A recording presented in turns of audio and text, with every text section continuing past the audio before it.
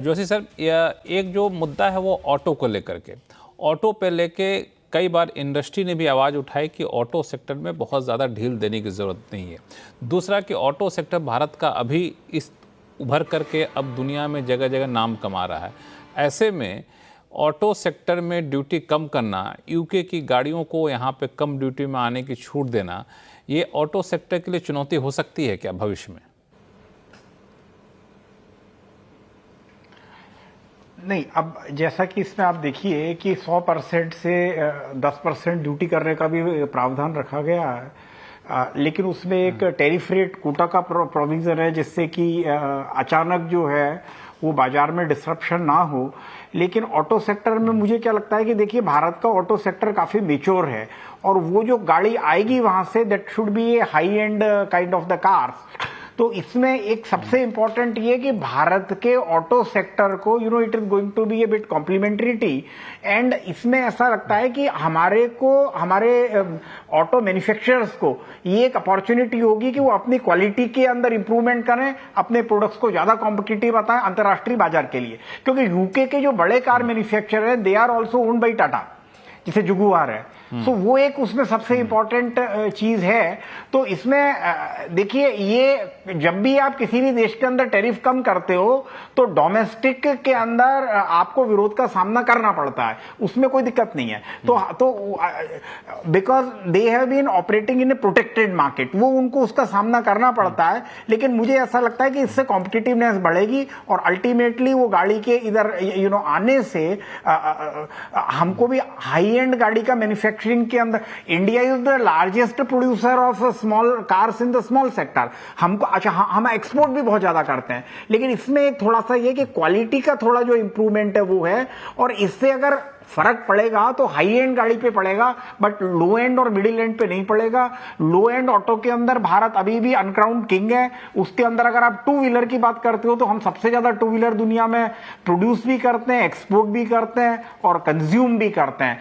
तो उसमें थोड़ा फर्क पड़ेगा, बट मुझे लगता है कि over a period of time ये एक विन विन सिचुएशन होगी। और आज आपने ब्रिटिश प्राइम मिनिस्टर को खुद देखा कि जैसे ही इंपोर्ट ड्यूटी यूके में कम होगी, इंपोर्ट ड्यूटी के कम होने से उन्होंने खुद कहा है कि कस्टमर को कम पैसे देने पड़ेंगे, उनकी जेब में सेविंग ज्यादा होगी, उनका क्वालिटी स्टैंडर्ड बढ़ेगा, इन्फ्लेशन में कमी होगी। लेकिन हमारे यहां देखिए, ऑटो का इंपोर्ट और विस्की का इंपोर्ट, विस्की हिंदुस्तान के अंदर जिसमें हमने 150 से 75% टैरिफ किया, उसके बाद भी उसमें अब दो इंपॉर्टेंट चीजें, हिंदुस्तान के अंदर स्कॉच का सबसे बड़ा बाजार है, हिंदुस्तान सबसे बड़ा इंपोर्टर भी है स्कॉच का, हिंदुस्तान विस्की का दुनिया में सबसे बड़ा कंज्यूमर भी है वॉल्यूम वाइज।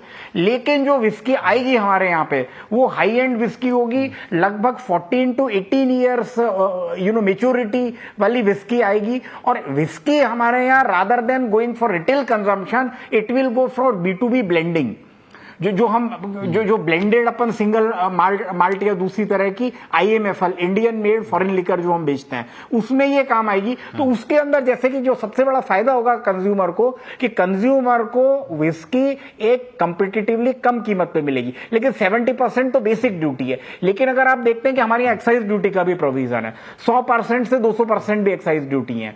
जैसे महाराष्ट्र के अंदर है ना, और कर्नाटका के अंदर है, अलग अलग स्टेट में अलग अलग एक्साइज ड्यूटी है। तो कस्टमर पे उसका फर्क क्या पड़ेगा, बट B2B के अंदर ये फर्क पड़ेगा कि B2B में विद 75% ऑफ द ड्यूटी ये इनपुट की कॉस्ट कॉम्पिटिटिव हो जाएगी। और इसलिए जो IMFL है, इंडियन मेड फॉरेन लिकर, उसमें जो विस्की की कैटेगरी है और इवन जिन की जो कैटेगरी है वो प्राइस कॉम्पिटिटिव होगी। अल्टीमेटली एक्सपोर्टर्स को और मैन्युफैक्चरर्स को हिंदुस्तान में दो बात नहीं भूलनी चाहिए, you will never be in the international market unless you are competitive in terms of quality and price, and you will also lose even the domestic market even if you are not competitive in terms of quality and price। तो quality और price पे competitive के लिए manufacturers को, producers को, सरकार को मिलकर इफर्ट करना पड़ेगा। और उसके लिए सरकार के विभिन्न विभाग, भारत सरकार और स्टेट गवर्नमेंट, लोकल गवर्नमेंट, ये साइलोज में काम ना करें, मिलकर काम करें। बिल्कुल, ये आपने एक इम्पॉर्टेंट पॉइंट उठाया यहाँ पे अजय श्रीवास्तव सर, कि जब बाहर के विस्की की एग्जांपल ले लें, विस्की यहाँ पे आती है तो इंपोर्ट ड्यूटी कम हो जाएगी, लेकिन यहाँ पे घरेलू वाइन पे 100% तक एक्साइज ड्यूटी जिन देशों ने लगा रखा है, जिन राज्यों ने लगा रखा है, तो कॉम्पिटिटिव होने को उनको घटाना पड़ेगा कि नहीं? मैं सही समझ रहा हूँ? देखिए, तो मैंने किसी से बात की जो कि ये अल्कोहल विस्की सेक्टर में पूरी जिंदगी उन्होंने बिताई है। वो कह रहे हैं कि आपने टैरिफ कम कर दिया। अभी क्या होगा कि ये जो अल्कोहल से जो टैरिफ है, ये स्टेट गवर्नमेंट्स का बहुत बड़ा सोर्स है रेवेन्यू का इस समय। तो वो जैसे ही टैरिफ कम होगा तो जो स्टेट कमिश्नर्स हैं जो अल्कोहल से डील करते हैं, वो बुलाएंगे अपने यहाँ के डीलर्स को और कहेंगे ठीक है, तुमको जो है 400 रुपये पर बॉटल में फायदा हो रहा है, चलो इतना टैक्स बढ़ा देते हैं। वो कह रहे हैं कंज्यूमर को फायदा बिल्कुल नहीं होने वाला है। तो ये बात जिसने कही है वो जिंदगी भर उन्होंने बिताई है इसमें, और काफी सीनियर पोजीशंस में रहे। मैं नाम नहीं बताना चाहता हूँ अभी, लेकिन ये बहुत बड़ा वो है कि कंज्यूमर को इसमें नहीं, वो कोई टैक्स किस भी पे बढ़ा देंगे? टैक्स वो इंपोर्टेड आइटम पे बढ़ा देंगे? हाँ, स्टेट जो टैक्स लेता है वो बढ़ा देंगे तो कंज्यूमर को उतना ही मिलेगा, क्योंकि वो कह रहे हैं आप तो सेटल्ड हो, अगर 1,000 की बॉटल मिल रही तो 1,000 कंज्यूमर को मिलती रहेगी। हम आपस में अपना टैक्स रिडिस्ट्रीब्यूट कर लेते हैं, तो कंज्यूमर को कोई फायदा नहीं होने वाला है इससे।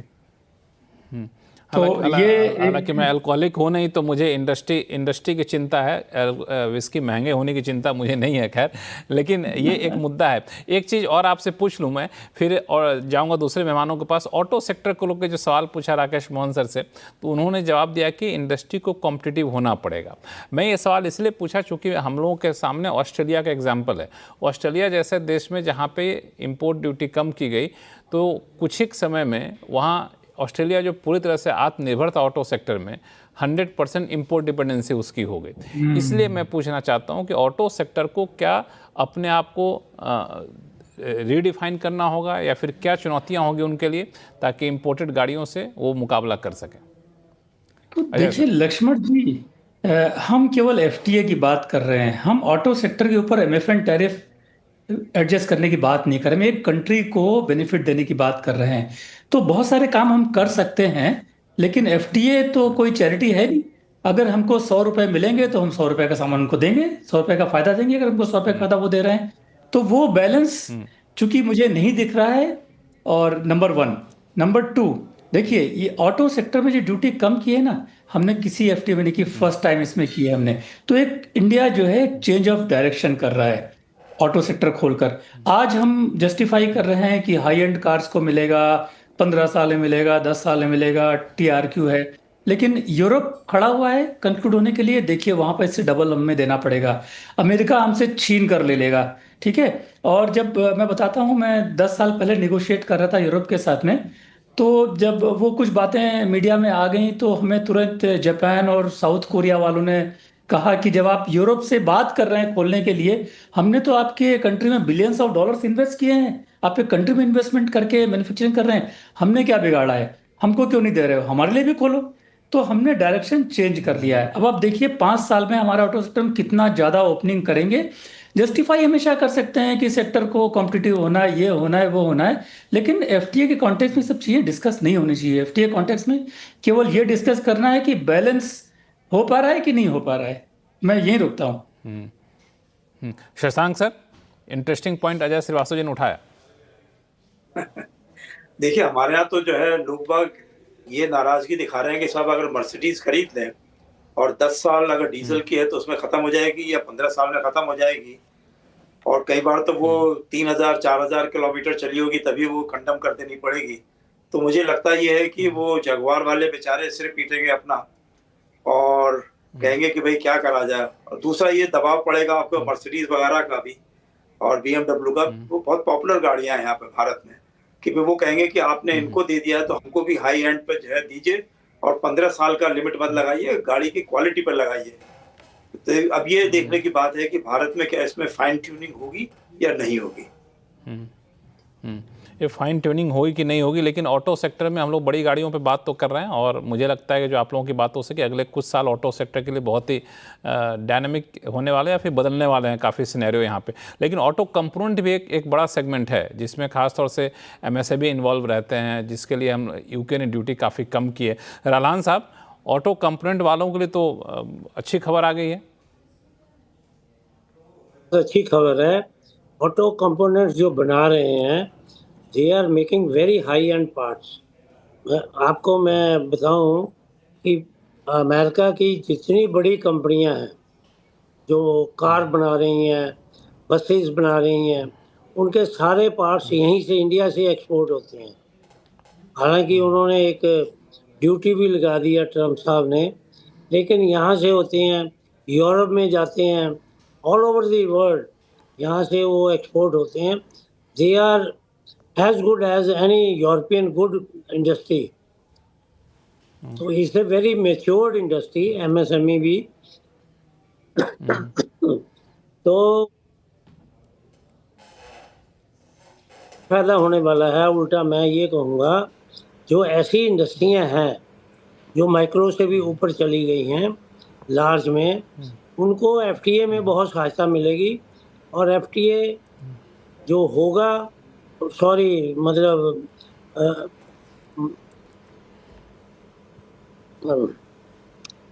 आई एम सॉरी, मैं इंग्लिश थोड़ी हिंदी मैं आपके पास मैं वापस आपके पास आऊँगा। नरेश कौशिक साहब, इस एग्रीमेंट का एक बड़ा हिस्सा ये है कि सर्विस सेक्टर के लिए हम लोगों ने काफ़ी चीज़ें यहाँ पे कही हैं, उस एग्रीमेंट में शामिल किया है। जो प्रोफेशनल है ख़ास तौर से उनके लिए एक बड़े मौके की बात कर रहे हैं, चाहे योगा ट्रेनर की बात हो या फिर दूसरे तरीके के कॉन्ट्रैक्ट सर्विस सप्लायर हो, उनकी बात हो। तो यूके में इसकी कितनी डिमांड रहती है?